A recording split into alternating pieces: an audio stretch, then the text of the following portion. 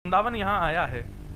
वैसे आज भी द्वारिका में ब्रजवासी पहुंच जाए तो द्वारिका के लोग बड़े प्रसन्न होते हैं, और हम जैसे पहुंच जाए शैतान ब्रजवासी तब तो पूछो ही मत। मैं तो द्वारिका साल भर में 3-4 बार जाता हूं। और बताऊं आपको सत्य बात, वहां के पुजारी जी अपने चित्रांग जी, उनको भी पता है और वहां के कई लोगों को पता है, मैं द्वारिकाधीश का विशेष रूप से दर्शन या तो संध्या आरती में करता हूं या फिर श्रृंगार आरती में करता हूं। उसके पीछे भी कारण है, और कारण पता है क्या है?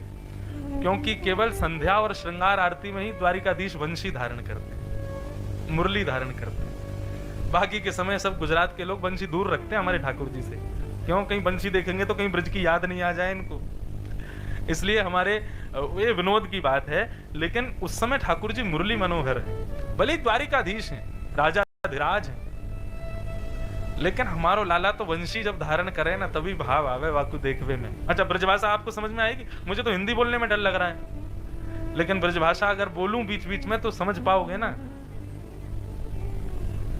तो हम ब्रजवासी ने तो लाला को मुरली मनोहर रूप में ही देखवे में भावे हमें तो कई बार हम द्वारिकाधीश का दर्शन करने जाते हैं और महा जय जयकार होती, राजा धीराज महाराज वसुदेव नंदन रुक्मणी रमण श्री द्वारिकाधीश की, रण छोड़ राय भगवान की, कृष्ण कन्हैया लाल की।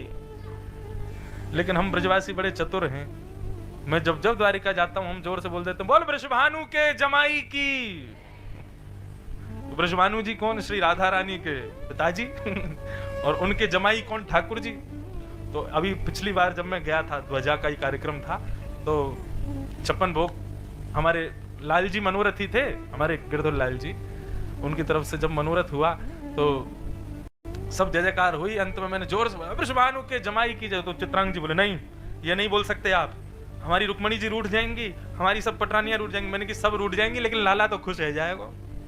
मैंने कहा हमारे ठाकुर जी तो खुश रह जाएगा, और रूठे भले रूठे तुम मत रूठो मालाधारी, हम तो उनको प्रसन्न करने आए हैं।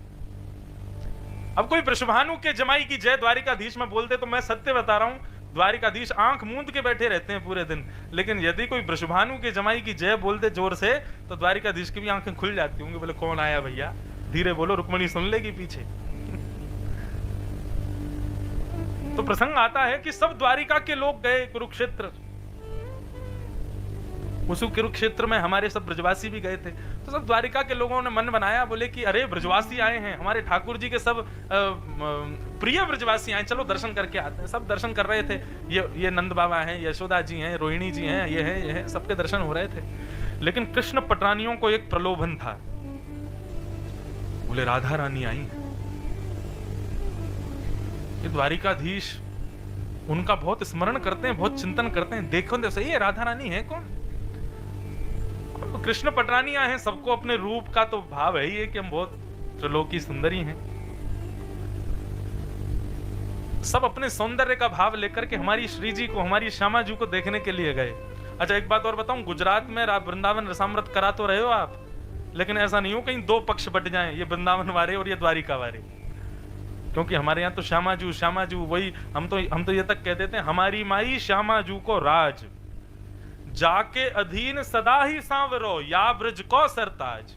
हमारे माई श्यामा जू को राज। द्वारिका में नहीं हो सकती है वृंदावन रस चर्चा, कच्छ में फिर भी संभव है, द्वारिका में तो मेरी कभी कभी जोर से लड़ाई हो जाती है वहां के पुजारियों से। अच्छा ऐसा कुछ नहीं कि बहुत जोर से वैसा होती है, प्रेम भाव में ही होती है, उसको प्रणय कलह, प्रेम भरी नोकझोंक होती है। वो कहते हैं कि तुमने हमारे लाला को केवल माखन मिश्री के पर रखा, हमने तो यहाँ 56 भोग धराए।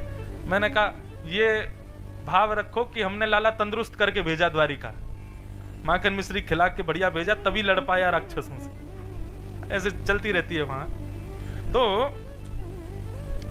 सब कृष्ण पटरानियां राधा रानी का दर्शन करने गई,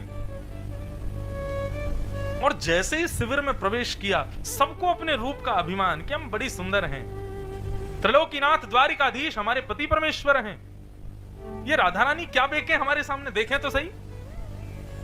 और जैसे ही अंतःपुर में प्रवेश किया, परम सुंदरी मृगनयनी मुस्कुराए तो मानो ऐसा लगे मोतियों जैसे मुस्कान, ऐसे घुंघराले केश, इतने सुंदर वस्त्र कि रूप की उपमा सुनाई नहीं जा सकती। कमल को हटाओ और उस कन्या को रखो, इतनी सुंदर। उस रूप को देख करके कृष्ण पटरानियों ने यह तो मन में विचार कर लिया कि भाई हम कुछ नहीं है इनके आगे। रुक्मणी आदि पटरानियों ने प्रणाम किया, बोले हमारा प्रणाम स्वीकार करो हे श्यामाजू, हे वृषभानु नंदिनी, हे श्री राधा रानी, हम सब कृष्ण पटरानी हैं, हमारा प्रणाम स्वीकार करो।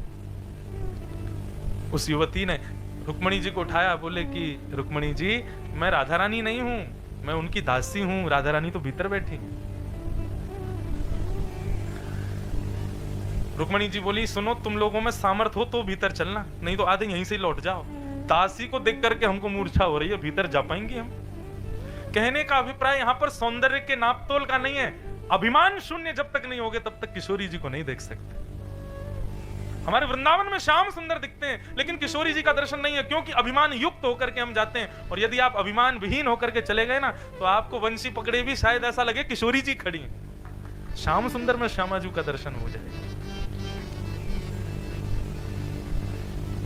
और स्थिति ये कि जब रुक्मणी जी भीतर प्रवेश करती हैं तो और सुंदर एक कन्या का दर्शन हुआ। प्रणाम करते हुए कहा आप राधा रानी हैं? बोले नहीं, मैं भी दासी हूं, और अंदर जाओ। और अंदर गए, कम से कम 7 कन्याओं का दर्शन किया, और पहली वाली से अगली वाली उससे दुगनी सुंदर होती है। स्थिति यहां तक पहुंच गई कि रुक्मणी जी ये भी भूल गई कि मैं रुक्मणी हूं।